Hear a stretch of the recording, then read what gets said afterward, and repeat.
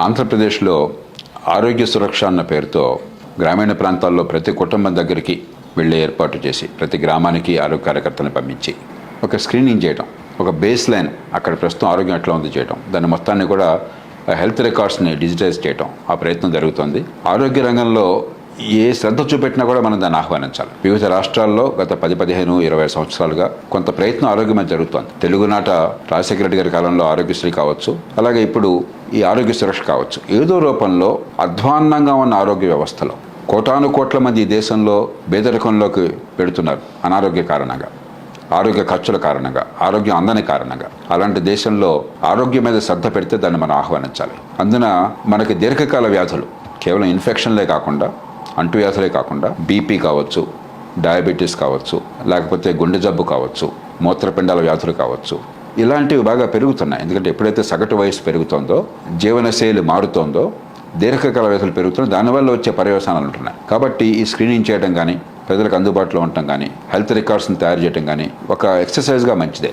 ఆరోగ్యశ్రీలో ఉన్నటువంటి మంచి ఏర్పాటు ఏమిటి? మీకు ఇష్టం వచ్చిన ఆసుపత్రికి వెళ్ళొచ్చు. ప్రభుత్వం కొన్ని ఆసుపత్రులు అంగీకరించిన వాళ్ళందరినీ లిస్ట్ ఇస్తుంది. వాళ్ళు ఎవరి దగ్గరికి వెళ్తారో మీ ఇష్టం. ఎక్కడ నచ్చితే, ఏ డాక్టర్ మీద నమ్మకం ఉంటే, ఏది అనుకూలంగా ఉంటే అక్కడికి వెళ్తారు మీరు. కానీ ఫలానా చోటుకి వెళ్ళాలని నిర్దేశించాల. కాబట్టి ఉన్న మేరకు విజయాలు సాధిస్తుంది. ఎందుకంటే రోగికి ఆ తృప్తి ఉన్నది, మంచి డాక్టర్ దగ్గరికి వెళుతున్నానని చెప్పాను. ఆ వైద్యుడికి లేక ఆసుపత్రికి ఈ పేషెంట్ని కనుక ఆకర్షించకపోతే మీకు ఆదాయం రాదు. ప్రపంచంలో అధ్వాన్నంగా విద్య, ఆరోగ్యం ఉన్నటువంటి దేశాల్లో భారతదేశం, అందున పెద్ద దేశాల్లో మనం అధ్వాన్నంగా మరే దేశంలో లేదు. కాబట్టి ఈ రెండు రంగాల మీద ఎక్కడ దృష్టి పెట్టినా దాన్ని మనం ఆహ్వానించాలి, ప్రోత్సహించాలి. ఆంధ్రప్రదేశ్లో ఆరోగ్య సురక్ష అన్న పేరుతో గ్రామీణ ప్రాంతాల్లో ప్రతి కుటుంబం దగ్గరికి వెళ్ళే ఏర్పాటు చేసి ప్రతి గ్రామానికి ఆరోగ్య కార్యకర్తలను పంపించి ఒక స్క్రీనింగ్ చేయడం, ఒక బేస్ లైన్ అక్కడ ప్రస్తుతం ఆరోగ్యం ఎట్లా ఉంది చేయడం, దాని మొత్తాన్ని కూడా హెల్త్ రికార్డ్స్ని డిజిటైజ్ చేయడం ఆ ప్రయత్నం జరుగుతోంది.